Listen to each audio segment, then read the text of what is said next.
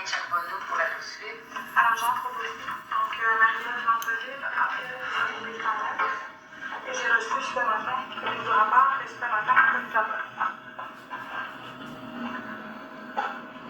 C'est une expertise collègue qui est contestée.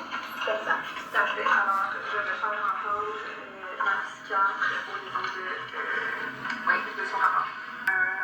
CV à me remettre ce matin. Est-ce que c'est le cas? Je n'en ai pas manqué. Ça va. Je conteste pas. Je comprends que vous êtes l'hôpital de chez Pinel. Depuis 32 ans, je travaille Ça. C'est la vérité, toute la vérité, vient d'offrir la vérité. Votre nom? René Croix. Psychiatre légiste. Vous avez combien de temps? 50 minutes. Des psychoses paranoïdes. Il y a un délire avec beaucoup d'éléments de méfiance qui est surtout centré sur la direction de la protection de la jeunesse. Il parlait de sa croyance que la DPJ était impliquée dans un trafic d'organes d'enfants qui lui rapportait des millions de dollars.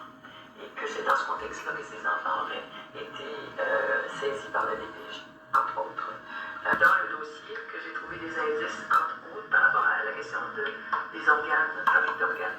OK.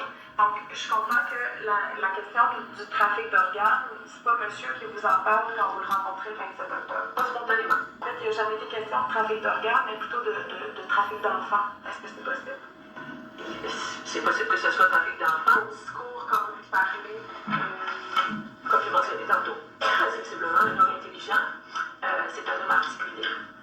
Quand on parle d'autre chose, il semble pas malade. c'est-à-dire qu'au courant de votre entrevue, vous avez affaire avec quelqu'un qui soit intelligent. Premièrement, ce qu'il me mentionne, c'est qu'il est étudiant au cégep, parce que ça prend quand même un niveau de fonctionnement intellectuel qui est normal pour réussir à se rendre à cette étape-là.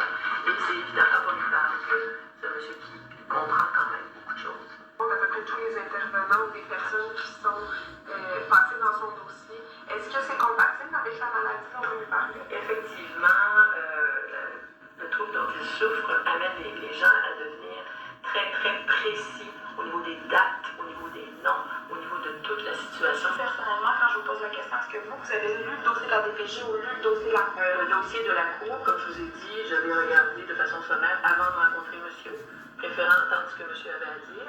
Après ça, j'ai pris le temps, sans monsieur, de... En fait, il n'y a jamais été question de trafic d'organes, mais plutôt de trafic d'enfants. Est-ce que c'est possible? C'est possible que ce soit trafic d'enfants, mais à la base, Été rencontré dans un établissement hospitalier, là, avec vous, je parle.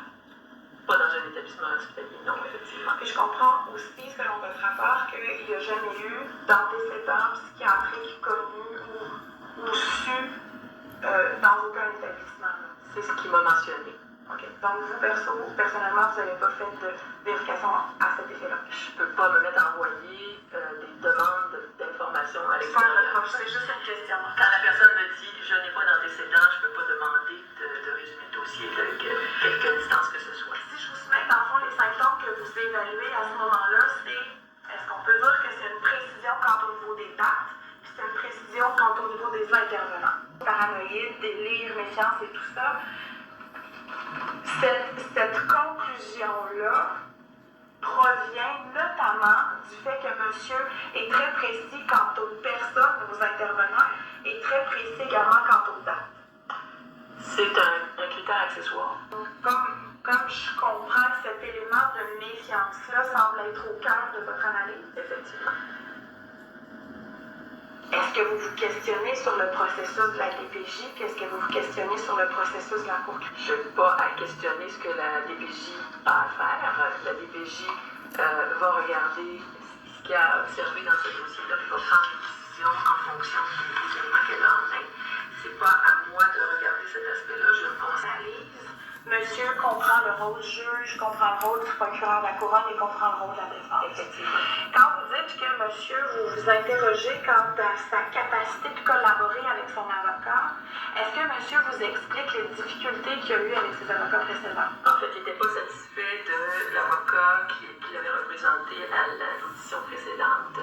Je lui ai demandé est-ce que c'est possible de communiquer avec lui pour comprendre qu'est-ce qui s'était passé dans la perception de l'avocat. Il a refusé d'obtenir accès à son avocat. Et vous, est-ce que vous faites des vérifications, notamment à ce qui a été dit à la Cour ou ce qui est inscrit dans le procès verbal? Je ne crois pas que Habituellement, je n'ai pas ce qui est dans le procès verbal. Et si je ne peux pas parler à l'avocat, avec l'autorisation de monsieur, je ne peux pas aller outre à ça. L'avocat ne pourra pas me donner de renseignements. Et est-ce que vous aviez comme information à ce moment-là que l'avocat avait cessé d'occuper et qu'il n'était représentait plus, en fait, monsieur Militance? C'était un point d'interrogation, mais ce que je comprenais, c'est que si c'était pas